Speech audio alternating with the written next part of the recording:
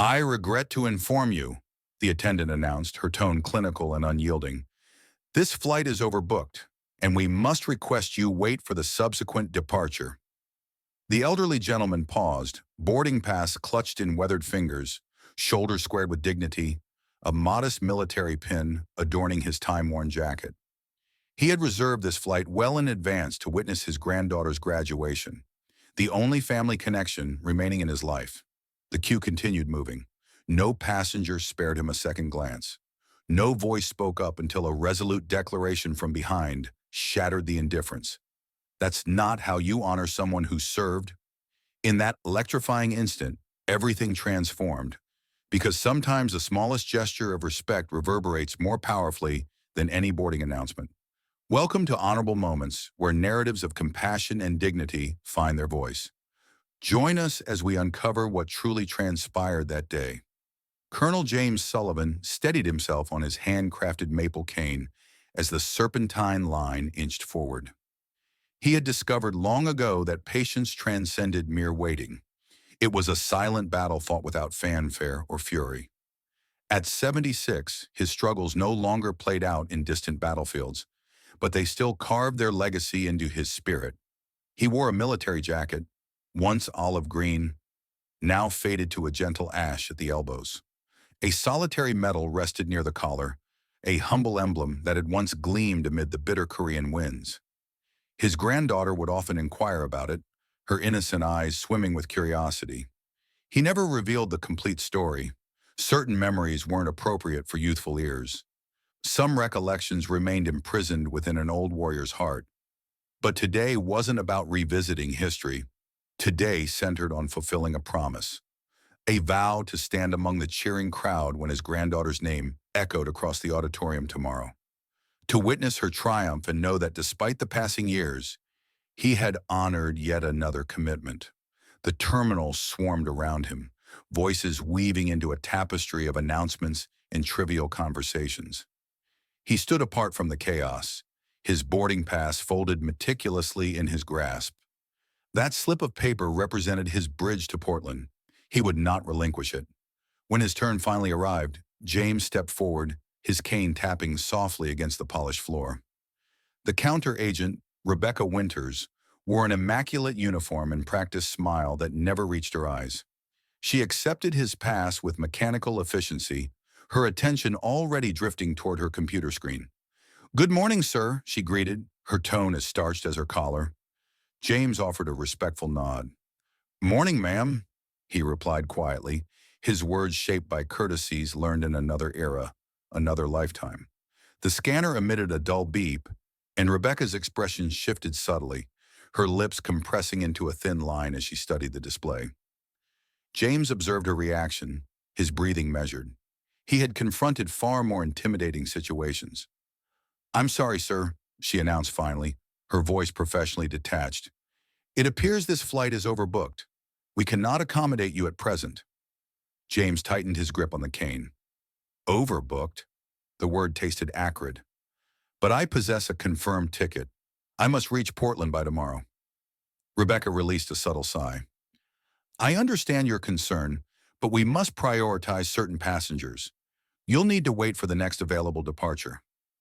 He hesitated, carefully selecting his words as he once had measured his footsteps through Korea's snow-blanketed hillsides. "I purchased this ticket 3 weeks ago," he stated deliberately. "I'm not requesting special treatment, merely the seat I rightfully secured."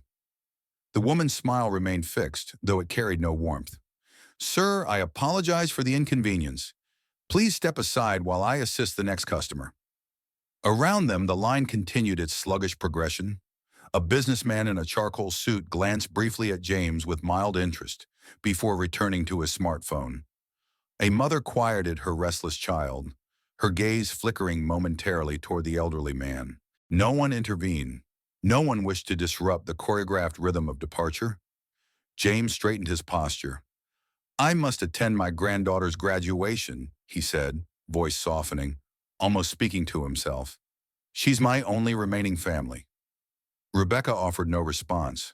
She tapped efficiently at her keyboard, her movements precise and mechanical. She had responsibilities to fulfill, and James represented merely another obstacle in her morning checklist. He retreated one measured step, the cane supporting his weight. His leg throbbed with an old wound he carried silently. He never displayed weakness.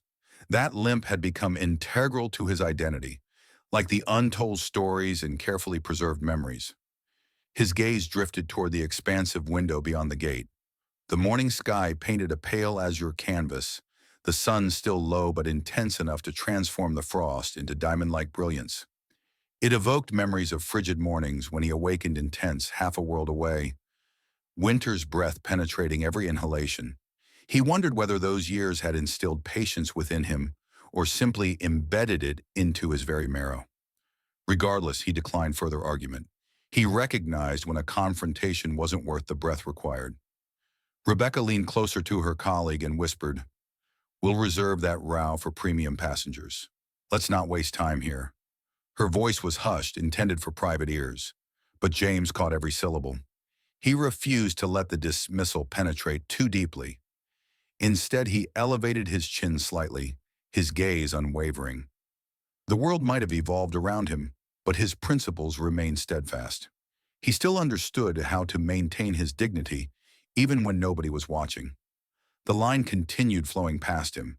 Each traveler embodied a personal narrative of departure and arrival. James remained motionless momentarily, absorbing the weight of the situation. Few battles remained worth fighting in his life, but today presented one exception.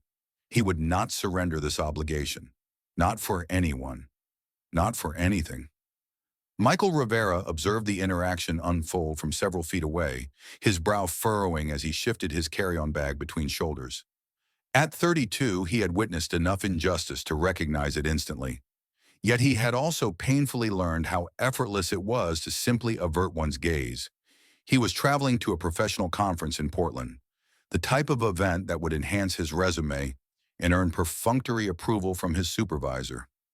But suddenly, none of that seemed significant compared to the elderly veteran standing alone, clutching a ticket that should have guaranteed his passage. James didn't immediately notice Michael. His attention remained fixed on the gate agent and her coldly polite rejections. But Michael observed everything, how James's shoulders tensed with each refusal, how his fingers tightened around the wooden cane. Michael inhaled deeply, weighing his instinct to intervene against his natural inclination to avoid confrontation, the voice that insisted this wasn't his problem. He studied James again, the weathered military jacket, the quiet dignity in his bearing. Michael thought about his own grandfather, gone nearly 12 years now, and how he would have wanted someone to advocate for him if roles were reversed. So Michael stepped forward decisively. "Excuse me," he stated, his voice measured but resolute. "This gentleman has a valid ticket. Doesn't that entitle him to board?"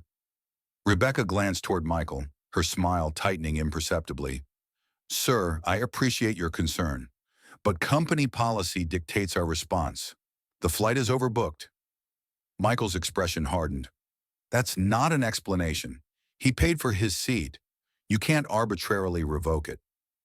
Rebecca shifted uncomfortably, her voice adopting the practiced patience of someone who resented being challenged. "Sir, please don't involve yourself. We're following established protocols." James turned then, his eyes meeting Michael's. Surprise flickered across his features, along with quiet gratitude, but he shook his head with a resigned smile. "Thank you, young man," he said, his voice low and composed. "But I have no desire to create a disturbance. My granddaughter awaits me in Portland. If this is the situation, I'll find an alternative solution." Michael refused to accept this surrender. "This isn't a disturbance," he insisted. "This concerns basic respect and ethical treatment." Rebecca's expression hardened slightly. "I apologize for any inconvenience," she repeated, her words hollow in the antiseptic terminal atmosphere. "Please step back so I may assist waiting passengers." Michael scanned the area, hoping for support, but fellow travelers maintained studious disinterest, engrossed in illuminated screens. A collective indifference settled like morning fog around them. A young mother cradling an infant glanced sympathetically toward James, but quickly averted her eyes without speaking. A corporate executive checked his watch impatiently, eager to board. James inhaled quietly, his posture remaining impeccable despite the invisible burden. He leaned more heavily on his cane, but his gaze seemed distant, as if perceiving something beyond the rows of seats and fluorescent lighting. Michael studied the veteran's face, each line etched there representing a story he would never hear. In that moment, he realized he couldn't remain silent. "This isn't how we treat people," Michael declared, his voice carrying a sharper edge. "Not someone who defended this country, not someone who purchased his seat just like every passenger here." Rebecca looked beyond him, her expression tense. "Sir, if you persist in this disruption, I'll need to request you leave the boarding area."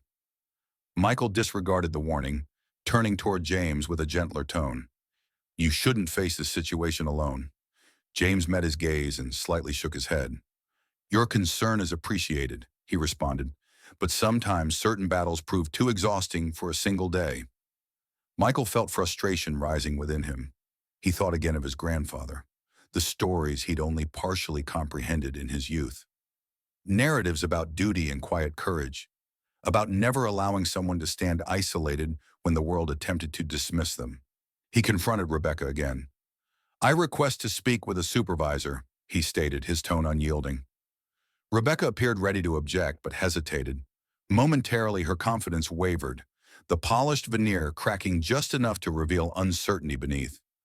"Please," Michael repeated, the word no longer a request, but a demand. The agent glanced at her colleague, then nodded reluctantly and stepped away to make a call. In her absence, the atmosphere intensified. Surrounding conversation subsided, replaced by the subtle squeak of luggage wheels and distant announcements. James gazed toward the window where an aircraft taxied across the tarmac, its silhouette cutting through the morning sky. For an instant, his features were illuminated by that brilliant light. Michael thought he resembled someone caught between worlds. "I served in Korea," James shared softly, seemingly addressing no one in particular. "Winter of '51 was the most brutal. You learn quickly that battlefield choices are rarely yours to make." Michael remained silent, simply nodding, allowing the moment to honor those words. Other passengers shifted uncomfortably, some watching peripherally, others pretending obliviousness. Rebecca returned, maintaining a carefully neutral expression. "The supervisor is handling another situation," she announced crisply. "I'm afraid no seat is available for this passenger." Michael drew a measured breath, feeling the gravity of the moment crystallize within him. He witnessed it in James's bearing, how the elderly veteran leaned against his cane as if it alone prevented him from fading away. He recognized the quiet resolve, the refusal to surrender dignity even when circumstance demanded it. In that instant, Michael made his decision. "If your airline won't show proper respect," he declared, his voice low but caring, "then I will. Take my seat. I'll wait for another flight." His proclamation hung suspended in the air, sharp enough to slice through the terminal's ambient noise. Surprise rippled through the gathered onlookers. Even Rebecca appeared momentarily stunned, her professional mask slipping briefly. James turned toward Michael, eyes widening. "Son, this sacrifice isn't necessary," he protested, his voice catching. Michael shook his head decisively. "It is," he insisted simply, "because someone needs to remember what matters, if only for a moment." Everything seemed suspended in time.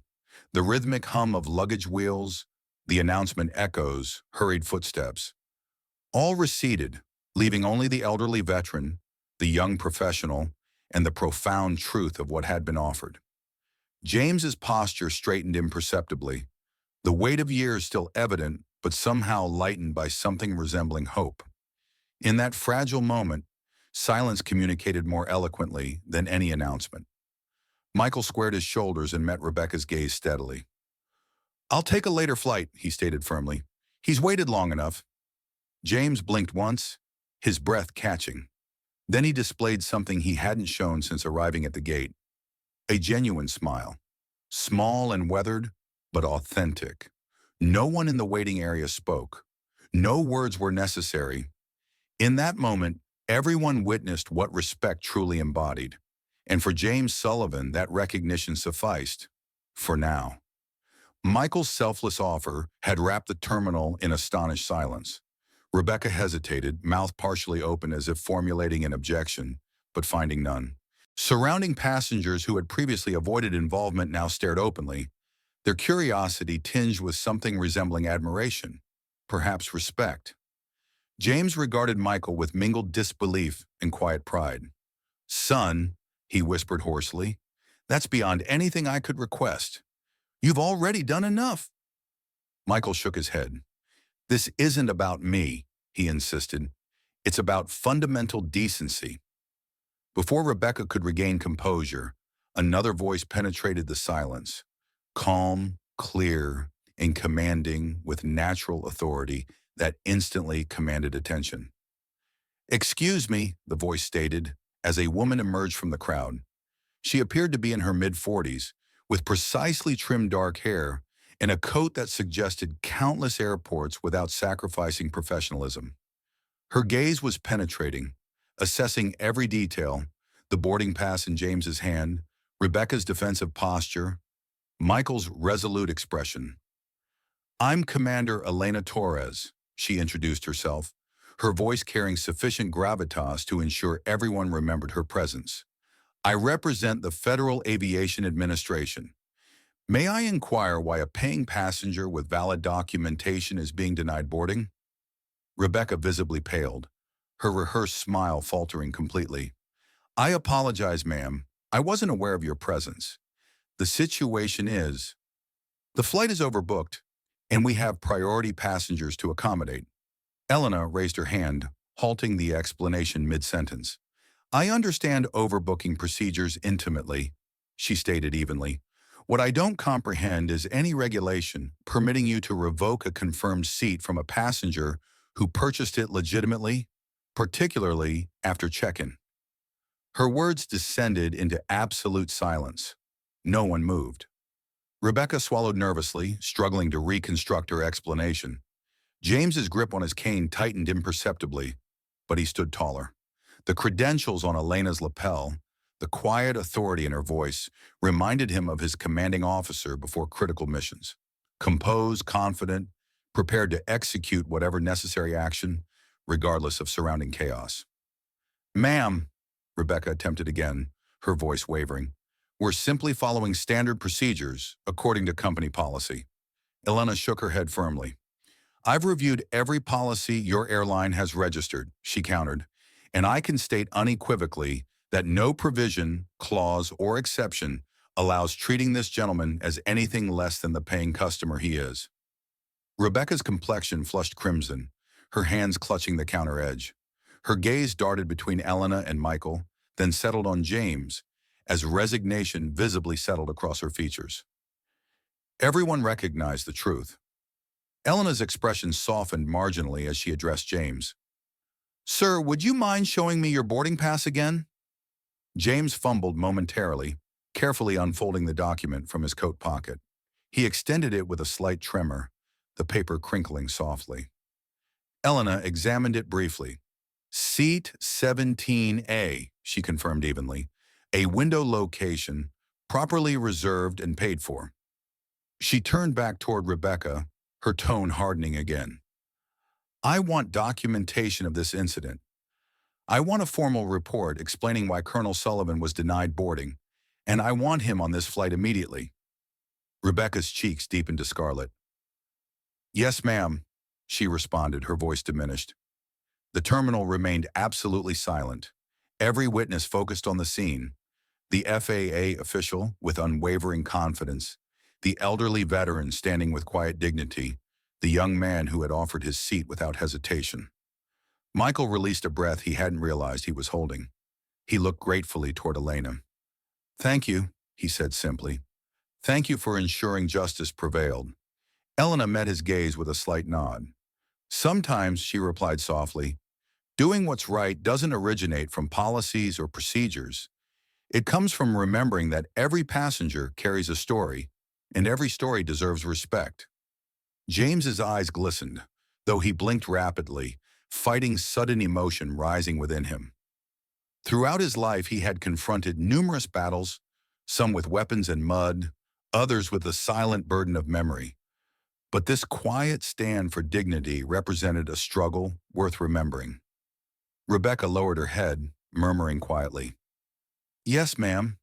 I'll arrange everything immediately." She turned toward her computer, fingers moving rapidly across the keyboard. Elena stepped back and addressed James directly. "Colonel Sullivan," she stated with that same assured confidence, "you will board this flight. I guarantee it." James inhaled deeply. "I deeply appreciate your intervention," he responded, his voice roughened by more than age. "I wasn't certain if anyone would acknowledge my presence today." Michael placed his hand lightly on the veteran's shoulder. "They see you now, sir. We all do." James looked at him and offered a small, weathered smile that conveyed relief, gratitude, and something deeper than either could articulate. Elena turned to address the small gathering of passengers who had drawn closer, attracted by the unfolding drama. "There has been a misunderstanding," she announced, her tone measured yet warm. "Colonel Sullivan is a legitimate passenger with every right to board this flight. Thank you for your patience during this resolution." No one spoke immediately, but something shifted in the atmosphere. A mother holding a drowsy toddler offered a shy, affirming nod. A businessman in an expensive suit cleared his throat awkwardly and glanced away, his expression contemplative. The moment stretched, and then from somewhere behind them, someone began applauding softly. Then another person joined, and another. It wasn't thunderous applause, not overwhelming or dramatic, but genuine. James's eyes brightened as he straightened his posture, years weighing heavily but insufficient to break his spirit. Elena smiled gently. "Proceed, sir," she encouraged. "Seat 17A awaits you." Michael stepped aside as James moved forward, his cane steady beneath his hand. The gate agent who had witnessed everything extended his hand for the boarding pass, his voice sincere. "Have an excellent flight, sir," he said, and this time the words carried authenticity. James nodded gratefully and, with one final glance toward Michael and the young man, who had refused to let him be forgotten, entered the jetway. As he disappeared down the corridor, the quiet applause faded to respectful silence, but its warmth lingered. Michael turned toward Elena. "You weren't obligated to intervene," he said softly, "but I'm profoundly grateful you did." Elena's expression softened, her gaze steady. "We all serve as guardians, Mr. Rivera," she replied. "Guardians of regulations, but more crucially, guardians of one another." Rebecca maintained her downcast eyes as the remaining passengers boarded, her cheeks still flushed with embarrassment. She avoided eye contact, but as James vanished from view, something resembling understanding flickered across her features. The boarding area gradually returned to normal, lines advancing, travelers continuing their journeys. But for those who witnessed it, the elderly veteran with quiet dignity, the young professional who refused indifference, and the official who spoke not with anger but with respect, this moment would resonate long after the flight concluded. James Sullivan had secured his rightful seat, and for one day, in one small corner of the world, respect had found its voice again. The aircraft engines created a soothing background vibration throughout the cabin. Michael settled beside James, his briefcase secured beneath the seat. The airline had located another seat for him at the last minute, one row behind, but he had insisted on remaining here. Something about it felt appropriate. James adjusted his seatbelt, fingers carefully smoothing the worn buckle. He turned toward Michael, eyes reflecting the subdued cabin lighting. "I've buried too many good friends," he confessed, voice rumbling softly. "Too many comrades in places where winter never relented and the sky always seemed impossibly distant." He paused, memories in his gaze far older than the lines etched across his face. "I didn't want to lose faith in humanity too," he added quietly. "Not after everything I've witnessed." Michael relaxed his shoulders, his breathing steadying in the cabin's hushed atmosphere. "You don't need to, sir," he responded, voice gentle yet assured. "What you demonstrated today, standing your ground, maintaining that quiet strength, reminded me that compassion doesn't vanish simply because some forget its importance. James studied him, a gentle smile playing at his mouth corners. "You're an honorable man, Michael," he stated simply. "Your grandfather would have felt immense pride." Michael lowered his gaze momentarily, feeling that benediction settle within his chest like a sacred promise. He nodded once, allowing that truth to exist between them. Several rows ahead, Elena Torres stood in the aisle, her credentials tucked discreetly beneath her coat collar, before departing to complete documentation on the ground. She paused beside Rebecca, who assisted another passenger with overhead storage. Elena's voice remained quiet, but carried that calm authority that lingered long after the words faded. "It extends beyond procedures, Rebecca," she observed. "It's about recognizing that every ticket, every passenger embodies a story. That's our true responsibility." Rebecca offered no argument. Her cheeks still burned with the memory of her misjudgment, but she raised her eyes to meet Elena's with newfound awareness. "I understand completely," she affirmed softly but resolutely. "I won't forget this lesson." Elena acknowledged this with a single nod, then stepped back, allowing the cabin's tranquility to envelop her as she prepared to disembark. The aircraft was ready for departure, and nothing further required saying. As engines roared to life, Michael reclined, allowing the plane's gentle vibration to flow through him. Outside, the afternoon sky had mellowed to golden radiance, the kind of light that felt almost benedictory. James turned toward the window, eyes tracing the horizon's fading line. In the glass reflection, Michael glimpsed a hint of contentment, subtle but genuine. The aircraft ascended, earth falling away beneath them. Michael felt the day's tension dissolve from his shoulders, replaced by something lighter, something resembling hope. James remained mostly silent during their ascent. He sat quietly, hand resting on the armrest, gaze following the world's curvature beyond the window. But Michael recognized it in his relaxed posture, his easier breathing. The elderly veteran appeared unburdened too. He leaned slightly closer, voice lowered. "Where's your final destination, Michael?" Michael smiled faintly. "Portland for the conference, but today's experience taught me more than any professional seminar could." James released a quiet breath, amusement ghosting through the sound. "Life's smallest moments teach us most profoundly," he reflected. "The minor kindnesses, the quiet stands for dignity. That's what truly binds us together." Michael nodded appreciatively. "You're absolutely right, sir. And I believe that's what will remain with me long after this journey ends." James redirected his attention toward the window, sunset's final glow illuminating his features. "I've experienced countless flights," he murmured. "Some longer, some more challenging. But this journey reminded me that even when the world seems heartless, warmth still exists in unexpected places." He offered no further comment. None was necessary. The aircraft leveled off, seatbelt indicators dimming.